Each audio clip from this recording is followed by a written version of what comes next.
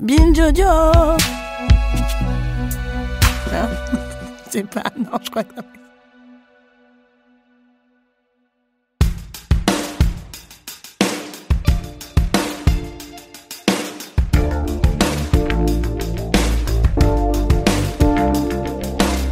Le succès des croisières de luxe est une des preuves, s'il en fallait encore, que l'humanité a un don particulier lorsqu'il s'agit de creuser sa propre tombe. Alors que l'urgence climatique apparaît de plus en plus clairement dans nos vies, que le besoin de sobriété n'a jamais été aussi pressant et que le tourisme de masse ne devrait plus faire rêver grand monde, rien n'y fait et les paquebots géants continuent de faire le plein comme si de rien n'était. Certes, les croisiéristes, eux, ont bien saisi que l'époque était en train de changer et ils tentent de saupoudrer leur communication d'un peu de vert, de bio, d'écolo, d'économie vertueuse. Mais même sans ça, leurs bateaux n'auraient sans doute pas de mal à remplir leurs travées. La preuve, il y a presque 15 ans de ça, lorsque l'un d'entre eux s'est retrouvé au cœur d'une des pires catastrophes maritimes récentes, ça n'a rien changé non plus. C'est ce qu'on va vous raconter dans cet épisode. Je suis Thomas Rozek et vous écoutez Programme B.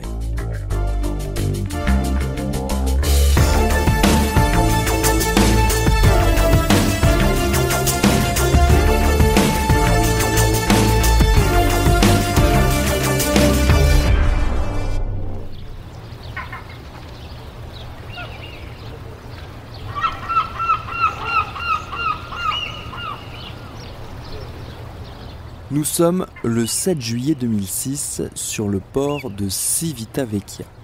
Il fait un temps magnifique.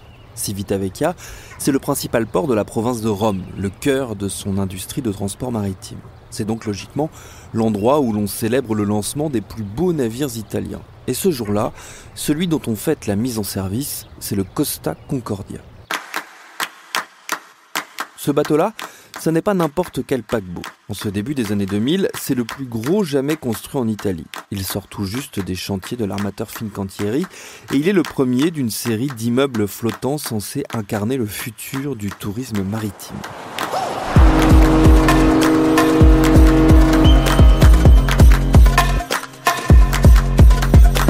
Ses dimensions sont en effet du genre dantesque.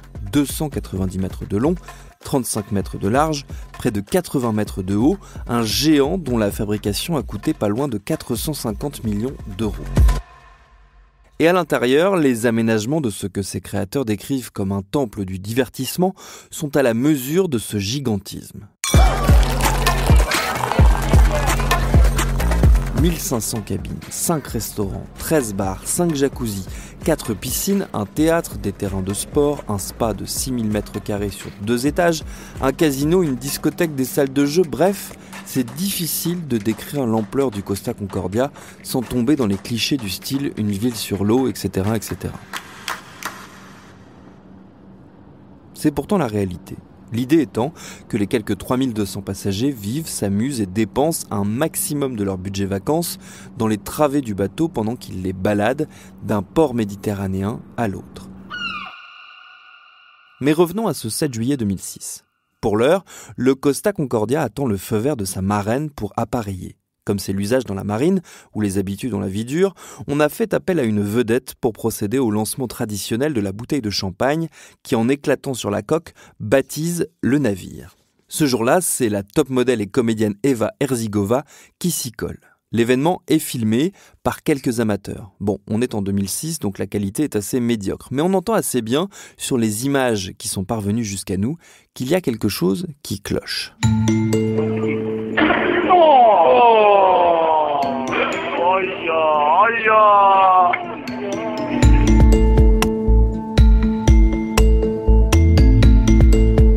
La bouteille n'a pas éclaté. Et ça, dans la culture maritime, c'est très mauvais signe. Les marins sont extrêmement superstitieux. Ils ont des rituels, des mots interdits à bord, des pratiques qui pour certaines remontent à l'Antiquité. Parmi elles, le fait de baptiser un bateau pour le placer sous une forme de protection divine durant ses voyages. Or, une bouteille qui ne se casse pas, c'est le symbole d'un baptême incomplet et de possibles problèmes pour l'équipage. D'ailleurs, les marins savent bien que le Titanic, lui, n'a pas eu le droit à sa cérémonie de la bouteille de champagne, justement parce que ses promoteurs craignaient qu'en cas de problème, les marins désertent par superstition. Le destin funeste du navire n'a fait que renforcer le besoin des équipages du respect strict des rituels. Mais en 2006, même si les croyances ont la vie dure, on l'a dit, le Titanic est un lointain souvenir et le Costa Concordia, lui, incarne l'avenir, le nouveau visage d'un tourisme maritime à qui on promet des années fastes et des revenus au moins aussi massifs que ses paquebots. Europe's #1 cruise line, Costa, brings its Italian style of cruising to Europe, the Caribbean, and South America, with more ships, more sailings, and more itineraries. For more information or to book a Costa cruise, see a travel agent or call 1-800-GO-COSTA. Alors même si certains sur le port de Civitavecchia ont dû voir l'engin appareillé avec une petite angoisse au cœur, pour l'heure, personne n'imagine à quel point le sort va frapper le Costa Concordia. Pendant les 6 années qui séparent son lancement de son célèbre naufrage, le Costa Concordia connaît une existence relativement tranquille. Un accident en 2008 en entrant dans le port de Palerme lui vaut quelques réparations. En 2011, c'est un passager qui tombe à l'eau au large des côtes françaises et qui malheureusement ne sera jamais retrouvé. Cela n'entache pas le succès du navire qui fait le plein toutes les semaines pour ses croisières entre l'Italie et la France. D'ailleurs, il n'est plus le seul dans sa catégorie puisqu'entre 2006 et 2012, Fincantieri produit toute une série de navires cousins du Concordia. Le Costa Serena, le Costa Pacifica, le Costa Favolosa ou encore le Costa Fascinosa. Ils prennent à leur tour la mer et confirment que la mode des croisières de luxe est en plein boom, une folle expansion qui s'apprête à connaître une sacrée tempête.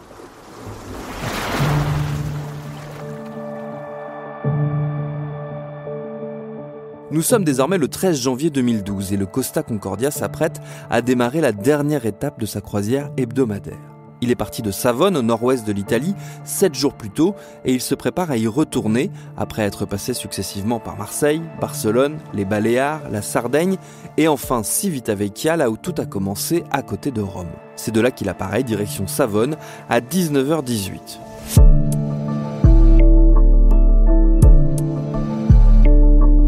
Il fait assez frais, le temps est nuageux, il fait déjà nuit, un peu de vent, rien de bien méchant. À bord du Concordia, 4229 personnes très exactement, dont un bon millier de membres d'équipage. Toutes et tous sont placés sous la responsabilité du capitaine du navire, Francesco Schettino. À 52 ans, c'est un homme expérimenté. Il est né dans une famille de marins napolitains. Il a passé l'essentiel de sa carrière dans le domaine du tourisme maritime. En 2002, il a été embauché par le groupe Costa Croisière qui lui confie le Concordia dès sa sortie des chantiers navals en 2006.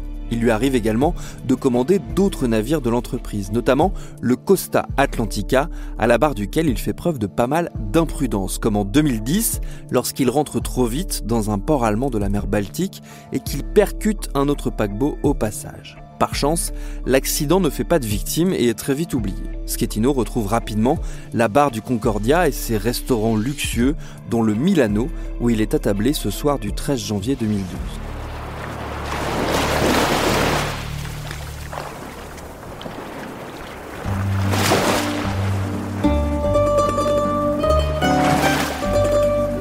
Deux heures après le départ, le Concordia approche des côtes de l'île du Giglio, l'une des îles de l'archipel toscan, à quelques milles nautiques de l'île d'Elbe. Un lieu de tourisme assez sauvage que le navire n'est censé apercevoir que d'assez loin en croisant à 6 km de ses côtes. Mais ce soir-là, les plans changent, car Francesco Schettino a pris une petite habitude quand il approche du Giglio. À chaque fois, il demande aux équipes d'amener le navire au plus près des côtes pour rendre hommage à ses habitants. On appelle ça, en langage maritime, un salut. On dit « incino » en italien. La condition, c'est évidemment d'être sûr de son coup et de sa trajectoire. Mais le résultat est impressionnant, très prisé des voyageurs. Ça fait des belles photos, c'est un petit plus qui n'est pas entièrement dans les règles de l'art de la navigation maritime, mais c'est une des marques de fabrique de Schettino. Alors à 21h20, il rejoint le poste de pilotage et annonce prendre les choses en main. C'est lui qui commande direction les rivages de l'île. Au fur et à mesure que les minutes passent, la tension monte dans le poste de commandement. Autour du capitaine, les officiers et les hommes de bord s'inquiètent. On ne serait pas un peu trop près des côtes ?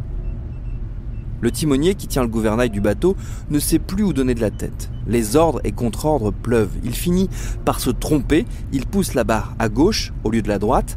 Le temps de corriger, il est trop tard. Un bruit épouvantable retentit.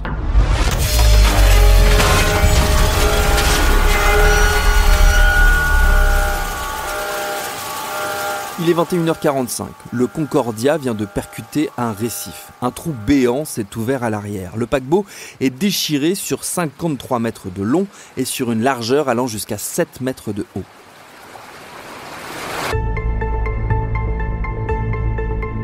À partir de ce moment, les choses vont à la fois très vite et très lentement. Le bateau décélère brutalement.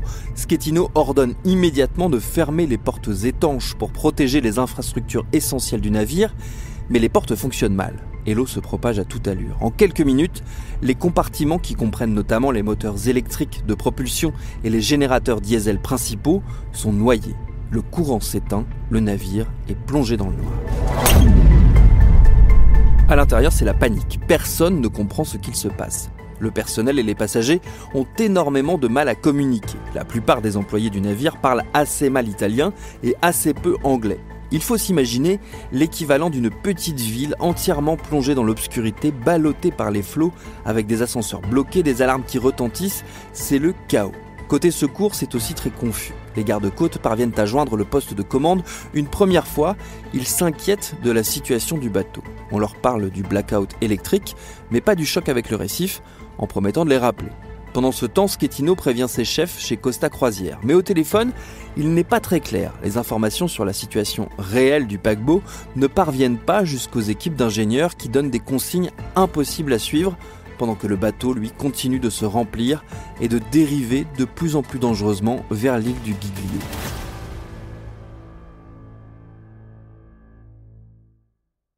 Il est 22h15, ça fait 30 minutes que le choc a eu lieu. Le Concordia, gorgé d'eau, penche sur sa droite. La salle des machines est totalement à l'arrêt, plus rien ne fonctionne. Les gardes-côtes rappellent, ils se font plus pressants. Faut-il envoyer de l'aide d'urgence ? Réponse affirmative du capitaine qui déclare le navire en détresse. À 22h30, les dirigeants de Costa Croisière ordonnent à Schettino de jeter l'ancre et de lancer l'évacuation du navire. Il s'exécute. Et à 22h54, le Concordia vient s'échouer quasiment à l'horizontale. Le capitaine ordonne d'abandonner le navire et il décide de donner l'exemple à sa manière en sautant dans une chaloupe. Ce dernier point va donner lieu à ce qui reste l'un des aspects les plus fameux de la catastrophe du Costa Concordia. Un appel téléphonique, enregistré puis transmis à la presse, entre Schettino et le commandant des gardes-côtes Emanuele De Falco. Alors si vous connaissez vos classiques, au hasard Titanic de James Cameron, vous savez que le capitaine d'un bateau en détresse ne quitte pas son navire tant que tout le monde n'a pas été évacué, qu'il reste le maître à bord jusqu'au bout, quitte à couler avec s'il le faut. Ça fait partie du code des marins et c'est même dans le code pénal de nombreux pays, dont l'Italie. Mais Schettino, lui, a choisi une autre voie et ça ne va pas du tout plaire au commandant De Falco. Ici, De Falco de Livorno, je parle avec le commandant. Oui, bonsoir, commandant De Falco. Écoutez, Schettino, il y a des gens qui sont bloqués à bord. Maintenant, vous allez avec votre chaloupe sous la proue du navire, du côté droit. Il y a une échelle de secours et vous montez à bord. Vous devez me dire combien il y a d'enfants, de femmes et de personnes ayant besoin d'assistance. Et vous me dites combien de gens il y a dans ces catégories, c'est clair ? Écoutez, Schettino, vous avez peut-être réussi à vous sauver de la mer, mais là, vraiment, ça va mal se passer. Remontez à bord, bordel de merde. Commandant, je vous en prie. Il n'y a pas de je vous en prie. Là, maintenant, vous y allez, vous remontez à bord. Vous m'assurez que vous êtes en train de remonter à bord, d'accord ? Mais vous vous rendez compte qu'il fait nuit et qu'ici on ne voit rien ? Qu'est-ce que vous voulez faire, Schettino ? Rentrer à la maison ? Il fait nuit, alors vous voulez rentrer chez vous, c'est ça ? Montez sur la proue du navire par l'échelle et vous me dites ce qu'on peut faire. Combien est-ce qu'il y a de gens et quels sont leurs besoins tout de suite ?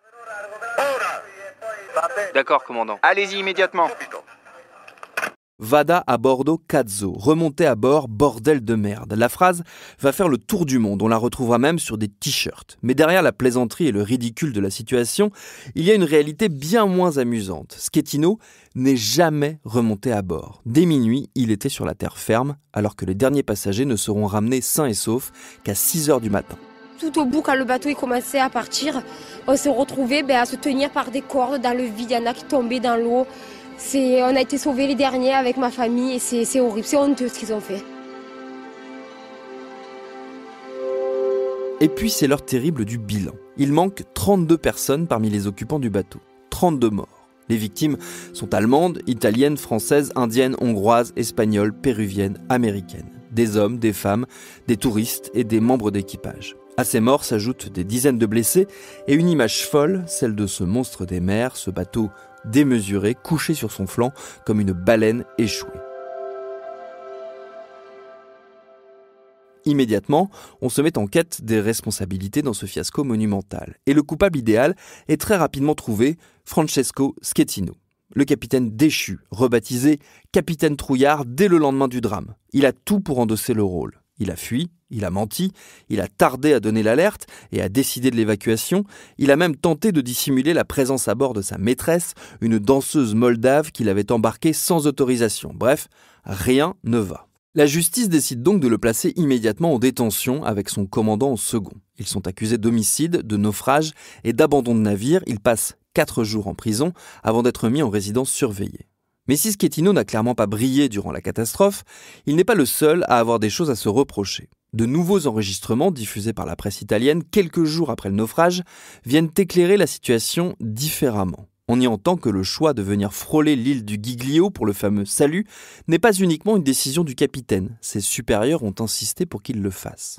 Malgré ses écoutes, Costa Croisière n'assume pas vraiment sa responsabilité dans le drame. Elle négocie le règlement d'une amende d'1 million d'euros, elle indemnise les passagers, puis elle ose se porter partie civile au procès Schettino. On la retrouve donc sur le banc des victimes lors de son ouverture en 2015. Francesco Schettino face à ses juges. Non dice nulla, Francesco Schettino entra a testa bassa nel teatro moderno di Grosseto. Lawyers, witnesses and other interested parties arrived at a courthouse in Italy's Grosseto on Wednesday for the trial of Francesco Schettino. Comandante Schettino, qual è il suo stato d'animo? On ne connaîtra pas l'état d'esprit du commandant du Costa Concordia, l'homme aux lunettes noires qui s'engouffre par une porte dérobée. Le capitaine a le droit à un traitement de faveur. Son cas a été détaché de celui des 5 autres salariés du croisiériste mis en cause, à savoir le directeur de crise de l'entreprise qui a été reconnu coupable d'avoir minimisé l'ampleur de la catastrophe et 4 membres d'équipage du Concordia. Tous les 5 ont pu plaider coupables et négocier des peines de prison allant de 18 mois à 2 ans et 10 mois. Schettino, lui, est jugé comme un grand criminel. Il a beau assurer qu'il a respecté les règles, que ses décisions ont contribué à sauver des centaines de vies, qu'il n'a fait qu'obéir aux demandes de ses chefs et qu'on veut faire de lui un bouc émissaire, ses arguments ne portent pas. Notamment lorsqu'il essaye de faire croire aux magistrats qu'il a atterri par erreur dans la chaloupe de sauvetage, qu'il est tout bonnement tombé dedans quand le bateau s'est couché et qu'il n'a jamais réussi à retourner à bord. Bien tenté, mais non. Il est condamné en première instance à 16 ans de prison pour homicide involontaire, naufrage et abandon de navire. Un jugement qui sera confirmé en appel puis en cassation. Il purge actuellement sa peine dans une prison romaine. Il a d'ores et déjà déposé des demandes de remise en liberté anticipée. Il avait assuré lors de sa condamnation qu'il reprendrait ses activités de capitaine. Pas certain que ce soit aux commandes d'un paquebot de l'ampleur du Concordia. Et le Concordia, justement, qu'est-il devenu ? Eh bien, après des mois de discussions et d'hésitations, on décide de le renflouer et de le tracter jusqu'au port de Gênes pour qu'il soit démantelé. Le faire sur place aurait nécessité d'évacuer des tonnes de produits polluants, dont le carburant, resté dans les cuves à bord. Ça ne veut pas dire pour autant que le naufrage n'a pas eu des conséquences désastreuses pour l'environnement. Au contraire. Outre les débris, les déchets et les produits toxiques qui ont eu le temps de s'échapper, le choc causé par le bateau a eu des effets très concrets sur les alentours. C'est ce qu'explique l'association Legambiente qui très tôt a tenté d'alerter sur les dégâts. Son directeur résumait la situation ainsi. En s'échouant ici, le Costa Concordia a littéralement labouré cette zone, les coraux, les plantes. Et puis, il y a un dommage indirect. Ce sont tous les sédiments et les substances qui, au cours des travaux, ont été reversés en mer. Il va falloir beaucoup de temps pour remettre en état les fonds marins. Je suis dans des lieux merveilleux, atteints grâce à une énergie plus propre. M'entendez-vous à travers les musiques les plus enivrantes et le bruit réduit des hélices? Les compagnies de croisière, elles, assurent avoir pris la mesure des manquements internes qui ont conduit au naufrage. Des changements de pratiques qui sont liés à la pression des compagnies d'assurance. Ce sont en effet elles qui ont dû régler une bonne partie de la note exorbitante du renflouement du Concordia. Autant dire qu'elles avaient moyennement envie que ça se reproduise. Car le coût total des travaux pour l'envoyer à la casse s'élève à 750 millions de dollars, soit 1,5 fois son prix de construction. Alors forcément, depuis, les croisiéristes redoublent de communication sur leurs procédures de sécurité renforcées, sur les interdictions formelles de pratiquer des manœuvres dangereuses comme le salut, sur le fait aussi que leurs bateaux ne désemplissent pas et qu'à part un petit creux de fréquentation juste après le crash du Concordia, l'industrie n'a fait que grossir. Me décelez-vous dans les lumières des spectacles et dans le scintillement de la mer. Révélez la beauté du monde.